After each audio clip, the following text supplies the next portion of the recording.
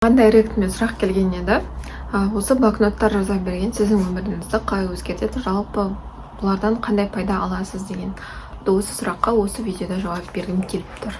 Менде блокноттардың өте көп түрлері бар. Жалпы жазу терапия деп бекерге айтпайды. Жазған сайын өзіңнің ойларыңды жинақтайсың, ішіндегіні біреуге айта алмағанды, жалпы психологқа, достарыңа, сол нәрселердің барлығын сен жазу арқылы шығарасың. Әркімде әртүрлі болады. Біреулер күнде план жазады, немесе біреулер шүкіршілік жазады, біреулер бұған айлық жоспарын жазады, мақсатын жазады деген сияқты.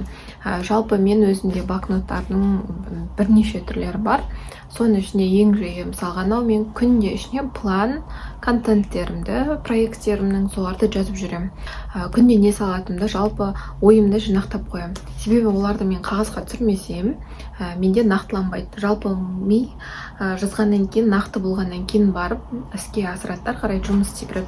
Себебі ой сол менің ойымда тұра береді, оны қашан істеу керек едім деген сияқты.